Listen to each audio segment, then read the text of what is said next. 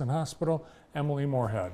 Hi, Emily. Hi, Bart. Nice to see you again. Yeah, welcome back. Nice to see you. And we got a little spring is in the air today. Oh, I love it. Yeah, and I think the folks in the ER would be happy too because the cold weather and the winter have, I think, kept the hospital busy. It has been very, very busy. A lot of upper respiratory disease. The staff are just going above and beyond.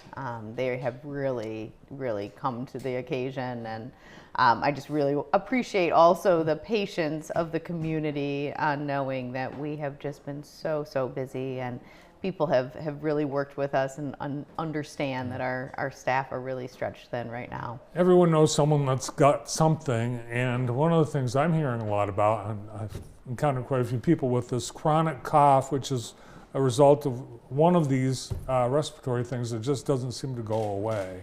Well, and people are delaying coming in to their primary care doc, to walk-in clinics, and then, you know, it exacerbates and then gets bad enough that people have to come to the ED. So I do encourage folks, if you're not feeling well, go see your doctor and avoid that ED visit if you can. Yeah, the ER is there for you. Don't be afraid to use it. And I think, you know, COVID and post-COVID, people are hesitant, but I know you want people to come in when they're not well. Right.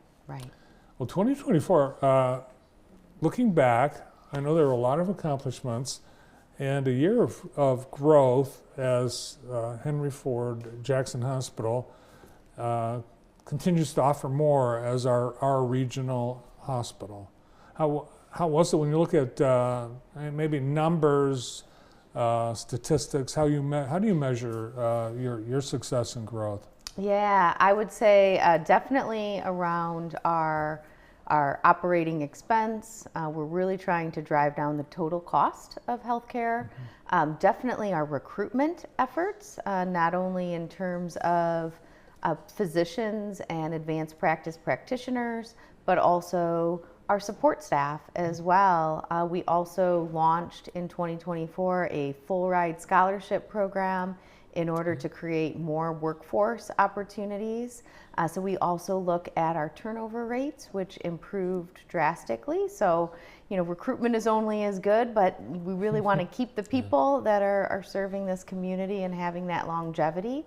So I would say that 2024, there's always room for improvement, but we really had a strong year, and just really, really proud of all of the team's efforts, especially given the high incidence of disease that we've been seeing. We have an aging in place community, and really making sure that we're bringing as much local care as possible here, and really growing some of those tertiary services like CV surgery, cardiovascular surgery, making sure that we're attracting those specialists that are going to be able to keep care local, so that people don't have to leave town.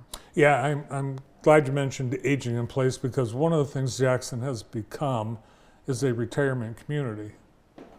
People live here and they stay here. It's what's not to like. But that, you know, puts a burden on the healthcare system. Right.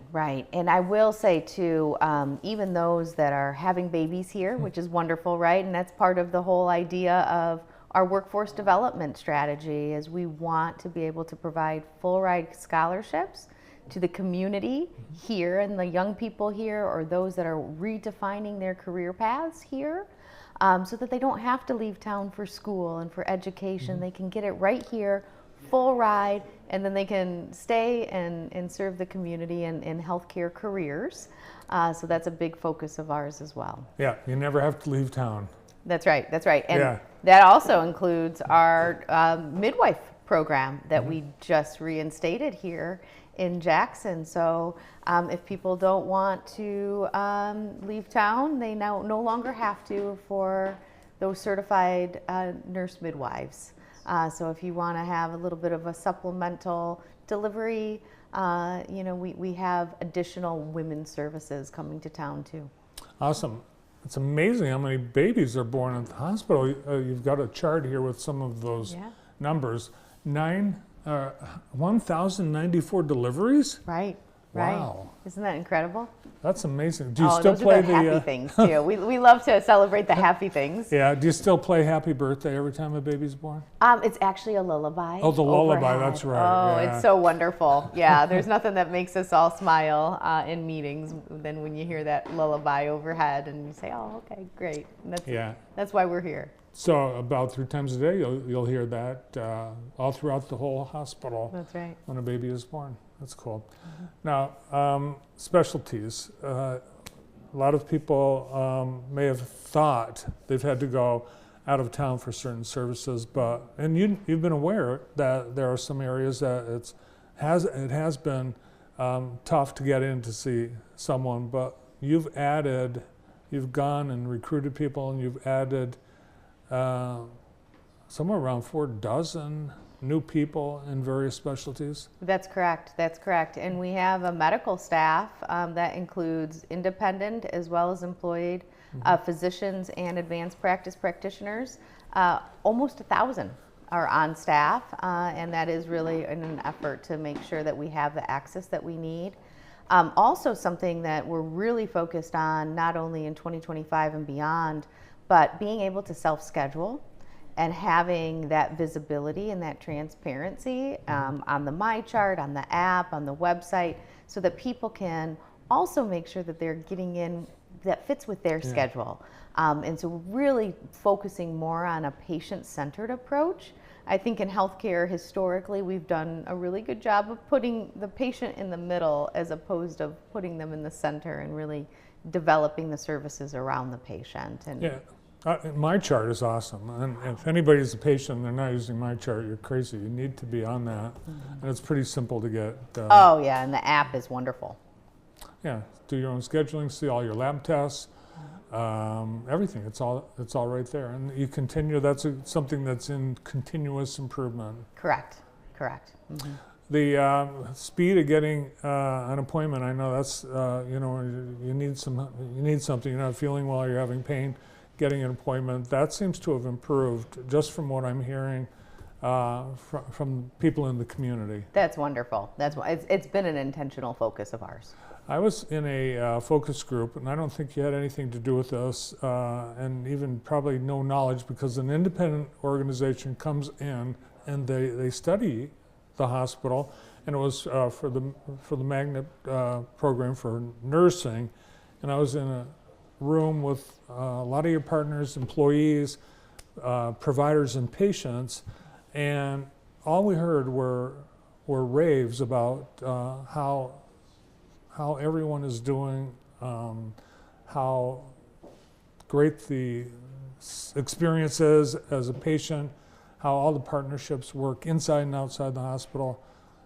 It really was a good feeling to hear about how much and how good of a reputation the hospital enjoys, and it's not because it hasn't been a lot of hard work by everyone at the hospital. Oh, I mean, I am just amazed. I've worked in many different aspects of healthcare throughout my career.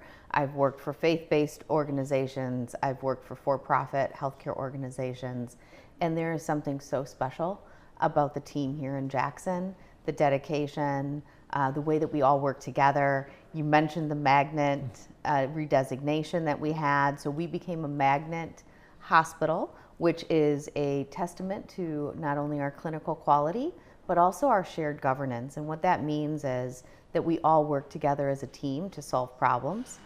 So what you heard from a lot of the surveyors were those compliments of, wow, I really see that partnership between the housekeeping staff and the food staff and the clinical staff. We are all part of the same team. Nobody's role is more important than the other.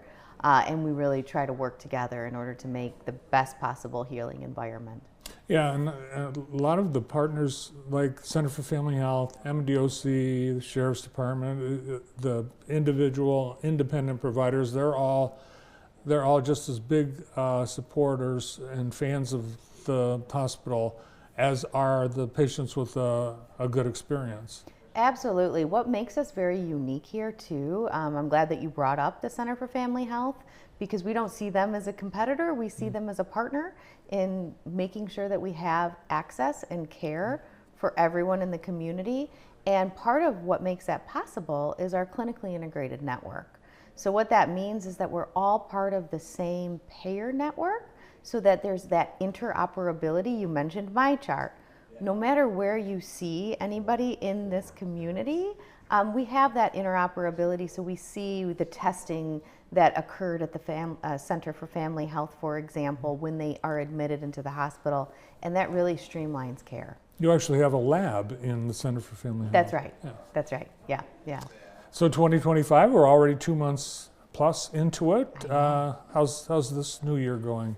You know what? It's going really, really well, with the exception, of course, of the high upper respiratory and just how busy the ED has been and the inpatient units. We don't want people to be sick. We want people to be well. We're a wellness organization. So besides that, I think we are starting to see a little bit of reprieve over the last week, which is wonderful.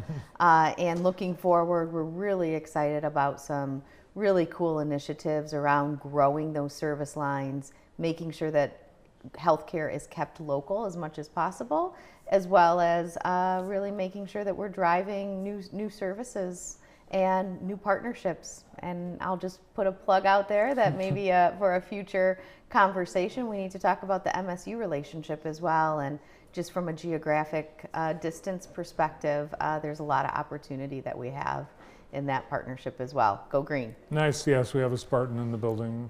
Thank you. Is it more than one? Just you? Just me. Oh no, it's March Madness. There's got to be more than that.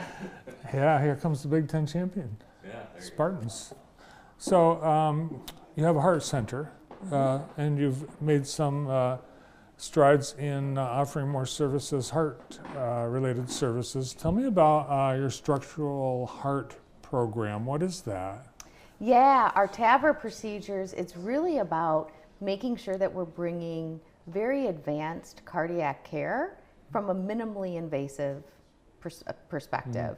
So being able to make sure that people are not staying in the hospital very long after heart surgery. A hospital is the worst place for people to be in a healing environment. So minimally invasive surgery, what that allows is for folks to be, not have those open wounds, to be able to heal much, much faster. They get out of bed faster, they can get home faster and heal. And this is really made possible by our partnership with the Henry Ford Medical Group. They have really brought some advanced tertiary care and advanced practitioners to Jackson because they really like to do the surgeries here as well. So open heart surgery without actually having to open up the chest. Correct. Awesome. I know, it's amazing. One of the areas that I know is of concern to everyone is behavioral health, and there's been so many issues we've heard about, people that aren't or feel that they're not having access to behavioral health. But when they go to the ER, you want to make the experience of families having a crisis a little easier. Tell me about the respite space that you have in the ED. Yeah, this was a wonderful initiative. It was really a partnership of not only our ED physician group, so I do want to give kudos to the partnership that we have with IEP, is our independent ED physician group, and I believe they were on the show not too long ago. They partnered with Councilman in order to get us some government funds in order to renovate a space that we had vacated from our retail pharmacy space that is right next to the ED. And we've renovated that so that when families do come in, particularly with adolescents or pediatrics, that really we don't have a lot of space in the state of Michigan. And so oftentimes those folks end up boarding in our ED, sometimes for days, sometimes weeks, until proper placement can be found. And if you've been in an ED bay in a room, it's not very large. Oftentimes the caregiver is there with other siblings of the patient, and it's not a lot of space.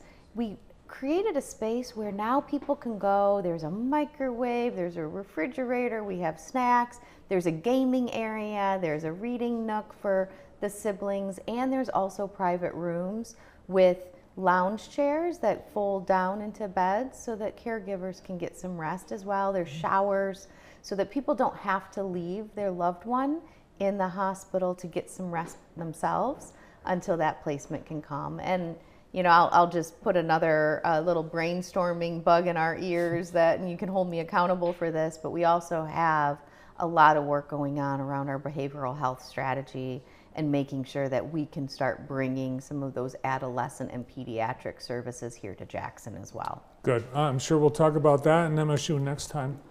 In the meantime, well, we encourage people not to go to the hospital. Stay healthy. Yeah, stay healthy and see your primary care physician. All right. Thank you for coming in. Nice to see you. Yeah, nice to see you. Thank you. Emily Moorhead is the president and CEO of Henry Ford Jackson Hospital.